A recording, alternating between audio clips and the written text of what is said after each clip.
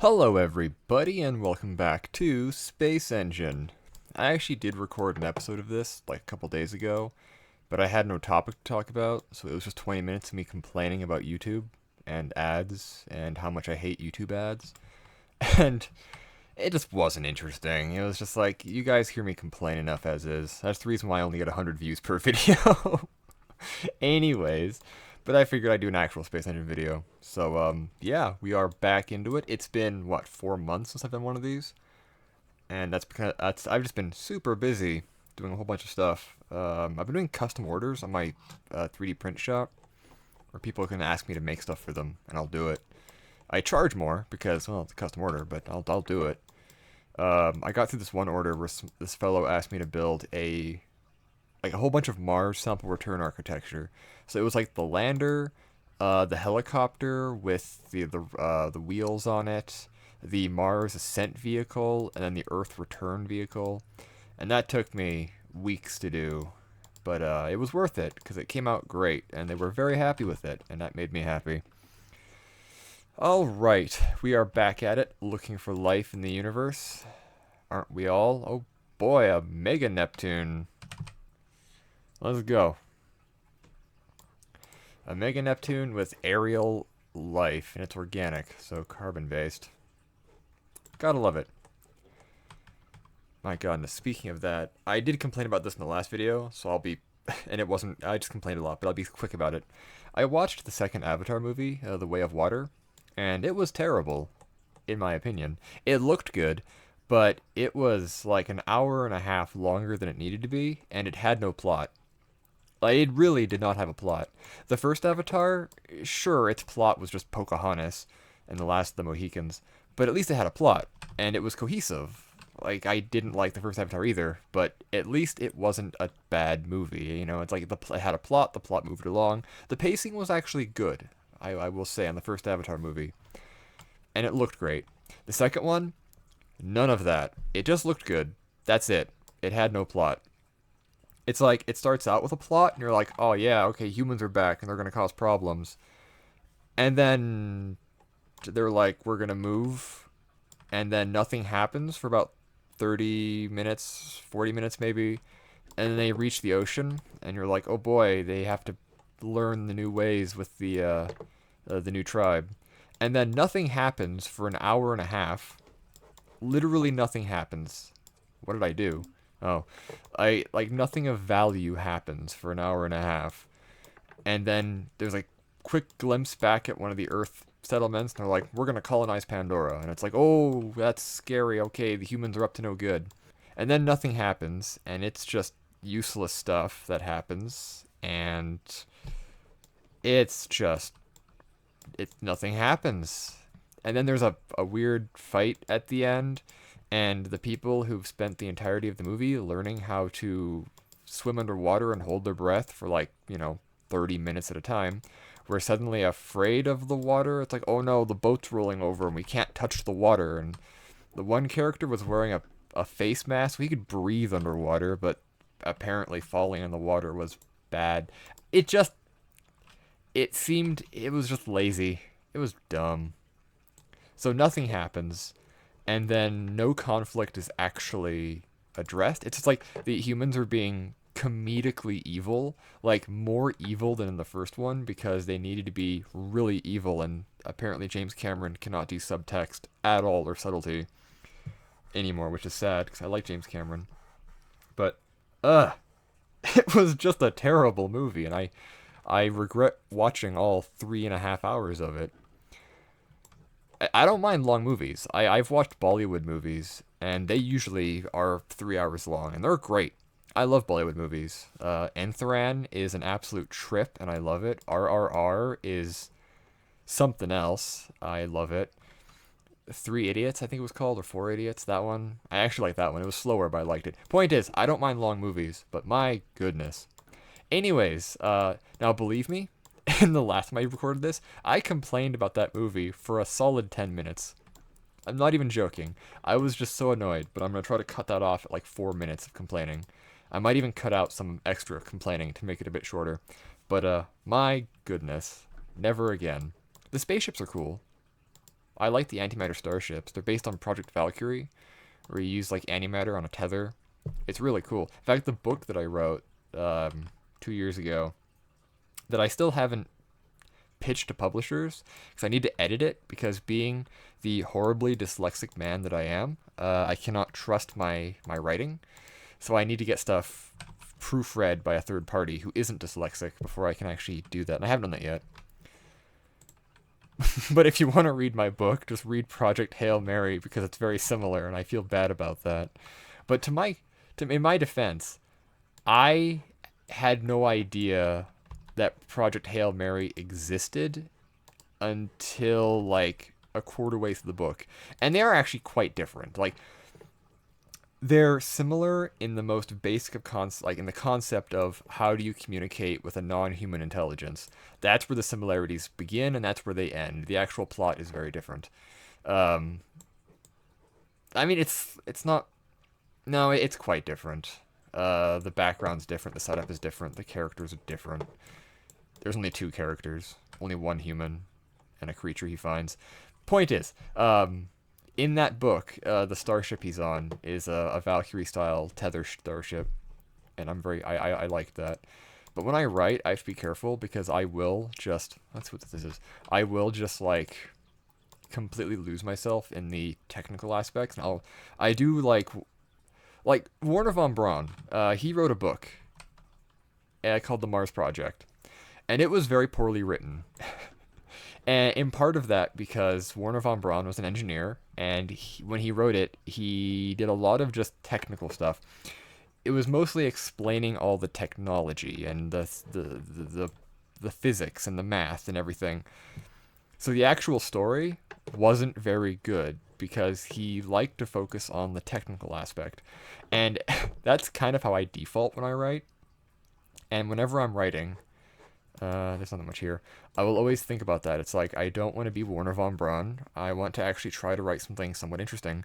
So I try to, like, be careful about the technicals. I add in technicals. I try to make them organic in how they're explained.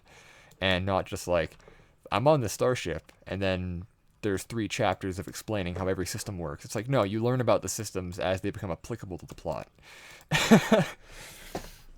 And I actually just struggle with that because, given the chance, I love writing about technical aspects. I love imagining worlds and trying to just figure out how everything about it works. Or speculative biology. I would love to do a speculative biology book similar to like Wayne Barlow's Expedition or All Tomorrows. All Tomorrows is so cool, and I love that idea. And I'd love to do something in that ilk, so like Expedition or All Tomorrows, where it's just like speculative evolution. But I need to figure out a way to do it in a way that isn't just a copy of Expedition or All Tomorrows, because I don't want to just copy stuff. So, I mean, I could do something similar to Expedition, and I can make it different enough that no one would care, but I would care. Yeah. I have thought about doing something kind of like a long format history of human expansion into the galaxy, because there's this concept that I really like, where it's like, right now, where are all the aliens? Well, there are aliens out there, but most of them are primitive, most of them are single-celled, and the intelligent ones are sparse and scattered throughout the universe. Ooh, what's this? I'm trying to find interesting planets with life. Ooh, okay, let's go there. And so there's this idea that we emerged fairly early in the universe's history. Like, the universe is only 14 billion years old, and we're just here. So the heyday of the galaxy is probably 1 trillion years from now. Like, that's when we're gonna have maximum star formation, more time for life to evolve. Like, the heyday for our galaxy is gonna be a few billion to 1 trillion years in the future from where, like, we're very early in the game. So there's this idea that, why don't we just become the ancient aliens? Like, why don't we expand into the galaxy and speciate and populate the galaxy with offshoots of us? And then in the heyday of the galaxy, billions of years from now, the universe is full of life, and a lot of that life will be descendants from us. So, in some way or another, we will have survived, even if it's post biological entities or things that look completely different to Homo sapiens that have adapted to completely alien worlds. But, you know, billions of years in the past, they all branched off from that one trunk of Homo sapien from the planet Earth. And I'd love to write a book about that. I don't know how I'd format it though to make it first off to make it not all tomorrows. Um, I suppose I could make it more organic. Like all tomorrows, the whole concept is that these super advanced aliens from I believe Andromeda show up, and humanity does what humanity does and makes them angry. So they punish humanity by genetically modifying a bunch of us and scattering us around. So humanity speciates throughout the galaxy uh, artificially because of well, initially artificially because of these creatures that we made mad. I forget why, but either way, they made us mad, or we made them mad. So they genetically splintered our species, and then we had the books about all these different weird combinations and weird creatures. There's a species of post-humans that live in the outer solar system who they don't have legs. They're just arms and a rounded body because they've evolved to be entirely in zero gravity. There's post-human species on a low gravity planet with wings and spindly body. Like there's all these really weird non-humanoid creatures that were all caused from this splintering. And then eventually a few of the more powerful factions of human come together and then go and find the species that did this to us, and we completely obliterate them, as humans do. And then the book ends with another alien species basically reading a book, and humanity and all of its splintered species no longer exist. And it's like a trillion years in the future. It's really cool. So, I mean, I could do it much different where it's more organic, where it's just humanity evolving, speciating what happens. But I'm not sure. I'd have to make it interesting and stand out a bit more because anytime you do anything of that topic, someone's going to compare it to All Tomorrows. I just know it. Kind of like how if my book that I wrote talking about mentioned before, if I do manage to get that published, guaranteed somebody's going to compare it to Project Hail Mary. They'll probably say it's a worse version of Project Hail Mary because I am under no delusions. People say I'm good at writing, but I am incredibly critical of myself. You can read my short stories. I post them. I'll post a link down below. Some of them I actually am proud of, but a lot of them aren't very good. Like I went most of my life not thinking I could write fiction. Subglacial. It's always subglacial. So I'm not a terribly good writer, in my opinion, but I still like to write, so I do it anyways. So, my book, someone will compare it to Project Hail Mary. I just know they will if I get it published. If I can't get a publisher, I'll probably just toss it in. I'll do a self-publish and just toss it on something like Lulu or maybe Amazon. I hate Amazon so much, but you know what I mean. Because I just like to write. I have like 3 short stories that I haven't even like edited and published yet. Like I write for the sake of writing. I don't even write for other people to read them most of the time. In fact, yeah, right now I have 3 short stories and 2 partially done novels that I've just written for the sake of writing. And I will eventually post and publish them, but for the time being, no, they're just on my computer.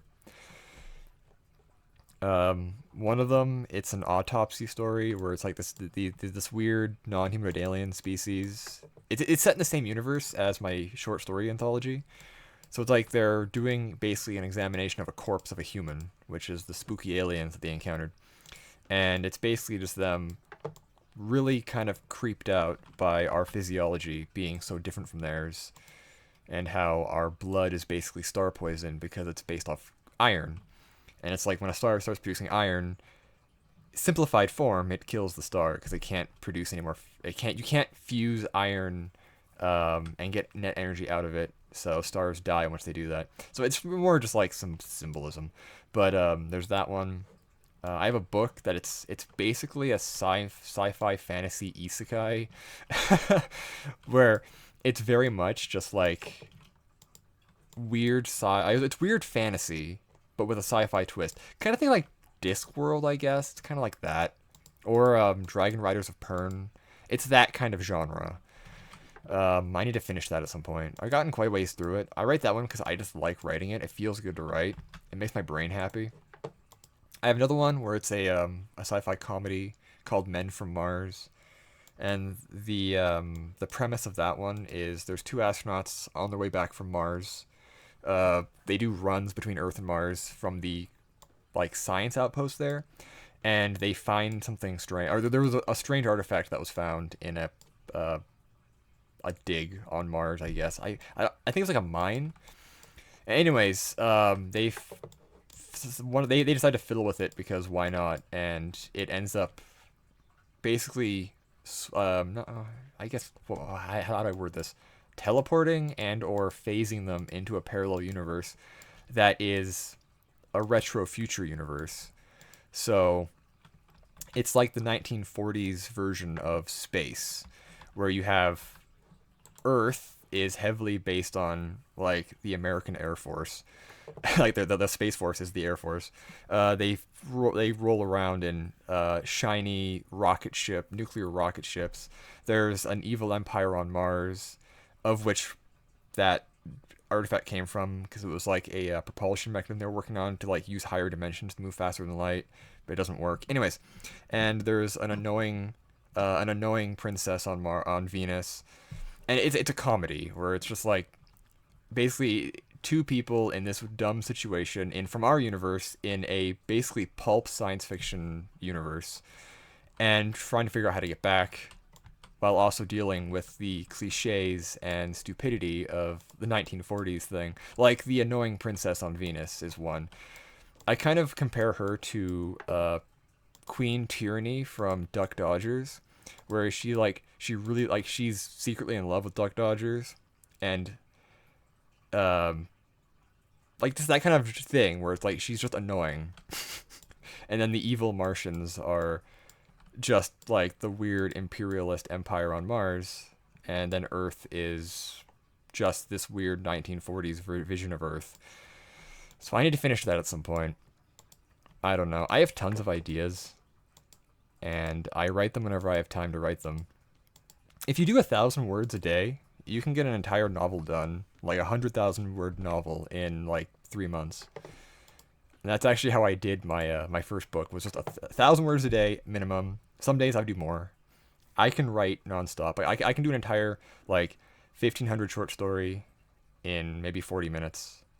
I just like to write, which is hilarious because I have a hard time reading and writing. So who would have guessed? But yeah, I want to do an All Tomorrows-esque situation because I love the idea of humanity expanding out into space and speciating and basically populating the galaxy with post-human life. I want to be the ancient aliens. I want to be the weird, bald precursor species from Star Trek. They made everyone humanoid. I want to be that. That's my retirement plan. I was gonna say only not bald, but no, I'm gonna be bald. Like everyone in my family's bald, and my hair's thinning, so I'm gonna just shave it and go bald in probably sometime in September. Honestly, I've only been growing my hair out this year because I want to donate it to cancer. So I'm just growing out as much as I can. I'm gonna donate it, and then I'm gonna go bald. So you know what? I will be the bald humanoid from Star Trek. That's my plan. Only I won't wear a white robe, or maybe I will. I could wear a robe. No. I'm sorry, I've completely lost track of what's going on.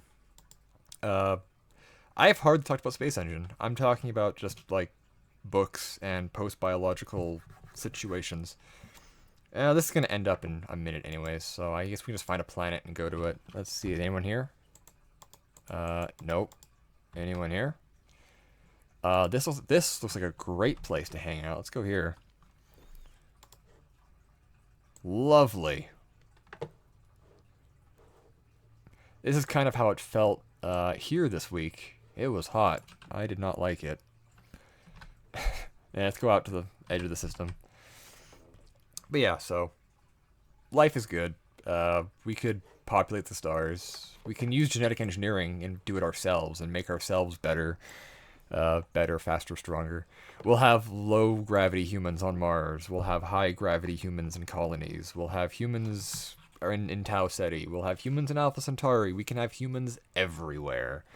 And then they stop being human and become something else completely. And that's fine, because as long as life survives, we're golden.